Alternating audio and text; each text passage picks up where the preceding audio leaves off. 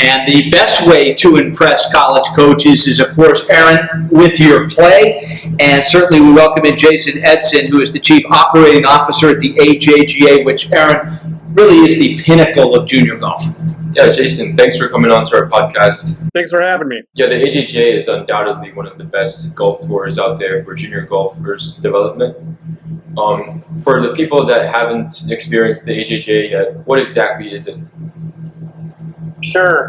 You know, Aaron, the AJGA has had the same mission since we first started in 1978. And that is the growth and development of young men and women on and off the golf course and providing the best college golf scholarship exposure vehicle. Because high school golf, you know, doesn't really do exposure-wise to colleges what football and basketball and some of the other sports do. So that's been our mission for well over 40 years now.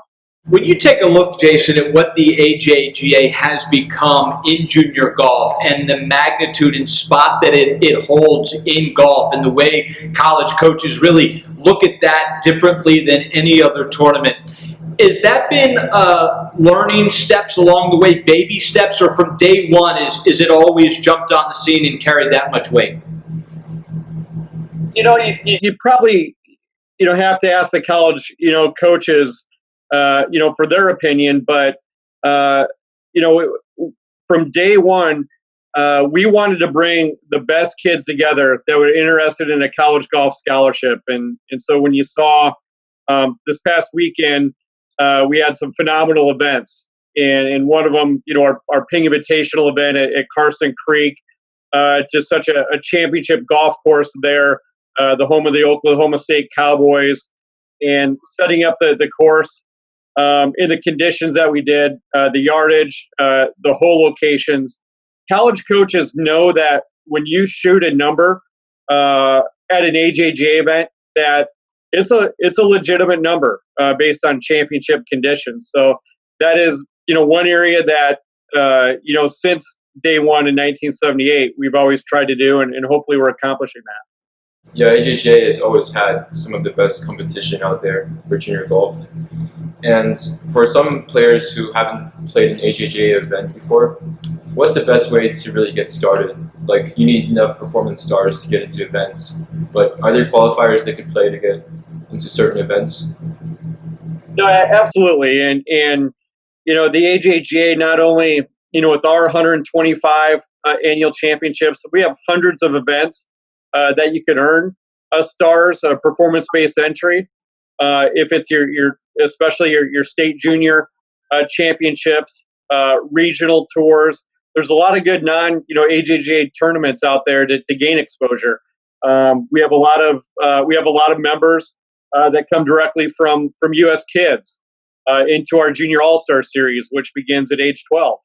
And actually, you don't even have to be a member to play in one of our qualifiers as well, if you just want to see, where your game is at. So there's a lot of different avenues to join the AJJ and get competition with our Junior All-Star Series, 20 events, age 12 to 15-year-olds, our preview events, which are for first-time members, and then our Open Championships for kids age 12 to 19, and then our invitationals.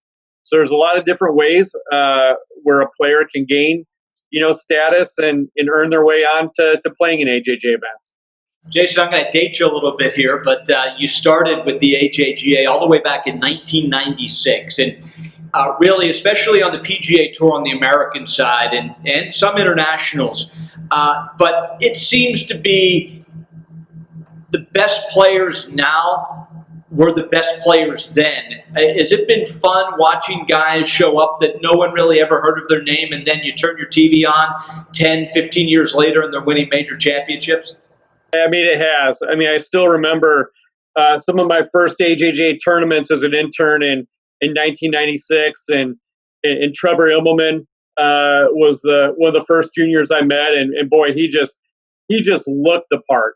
He just looked like a young professional even back then at 16 years old. Or watching a Bubba Watson on the driving range, and it was not only myself, but a lot of juniors were even watching him, seeing the work ethic of a Charles Howell, or just how fast of a player Lucas Glover, was, back then, and even, on the girls' side with Grace Park and Beth Bauer and others. It was just a joy, and it's always been a joy for me to be around just the best, kids in the world, teenagers in the world, not only on the golf course, but off the golf course, the way that they handle themselves and they give back to charity or donate time.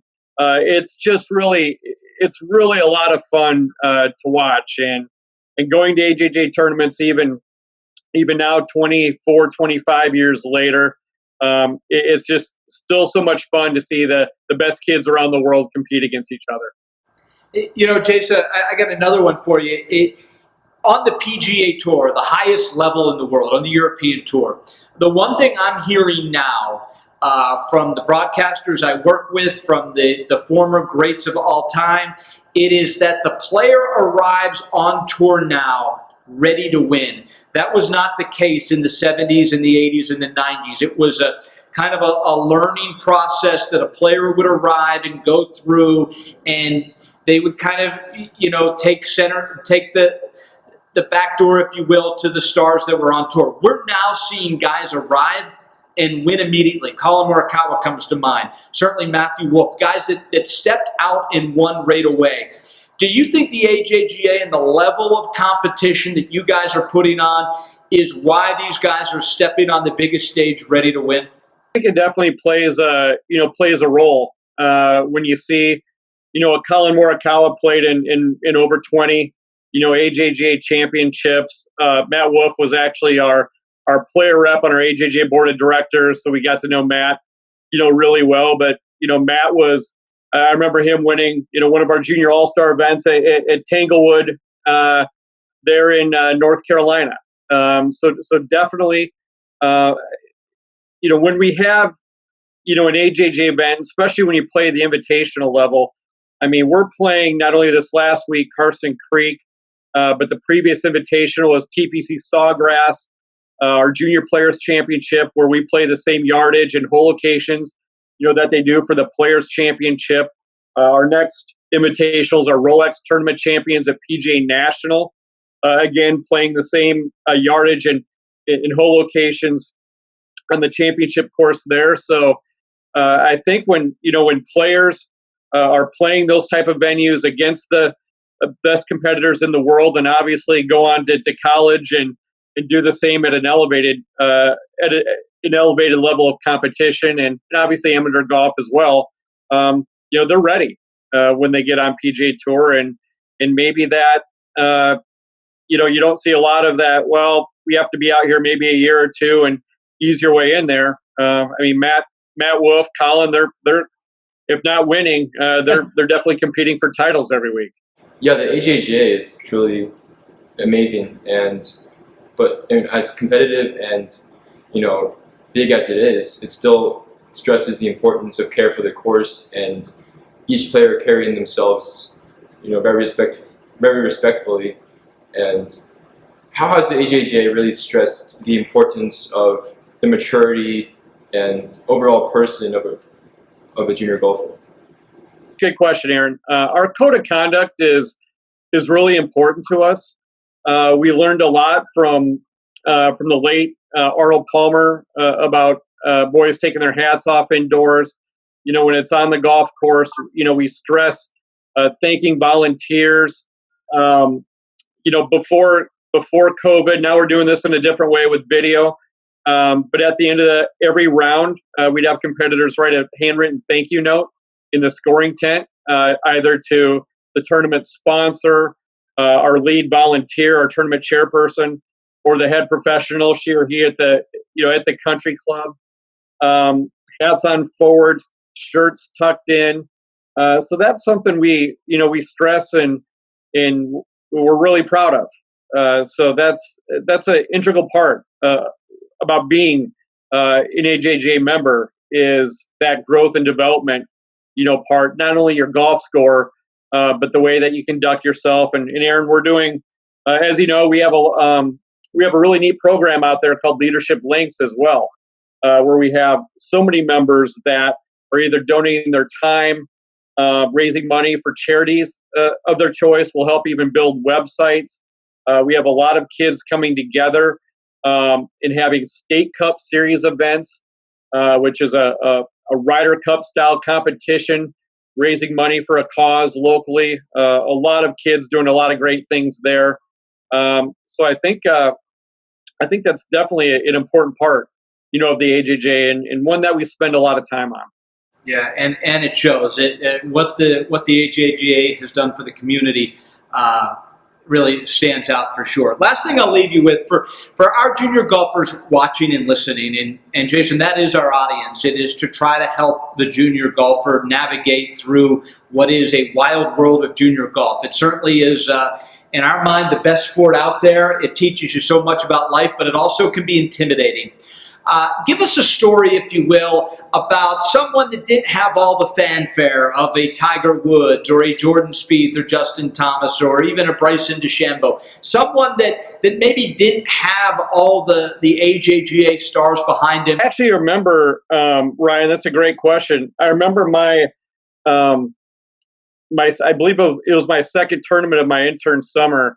We were at Mission Hills, which is, we just actually had our Sayri Pak event there, and we have our ANA Junior Inspiration there as well. Just an unbelievable venue. And I remember that year, our qualifier, and I want to say it was such a competitive, qualifier. It may have even par, maybe one over, ended up getting in.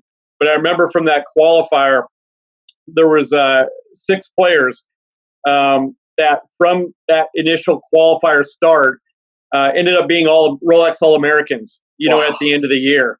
So that just shows you and why, we'll have roughly 70 qualifiers per year, because you never know once given an opportunity who's going to come in and do well. It could be, obviously we talked about a lot of names that a lot of folks, know out there.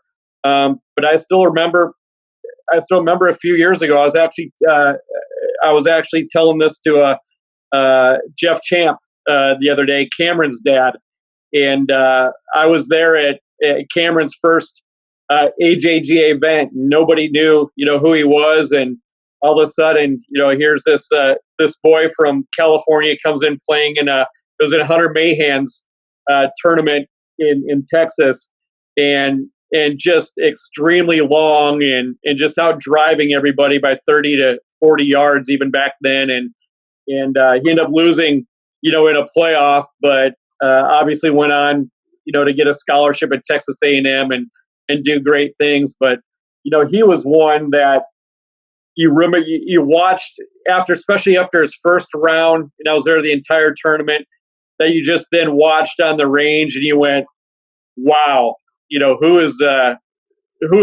this kid? And you just knew he had, something, there. So there's been so many stories of players throughout the years, but that's just a couple that come to mind. That's a great story. I was able to talk to Cameron this week. He's going to be a guest on an upcoming episode of From A to Z of Junior Golf.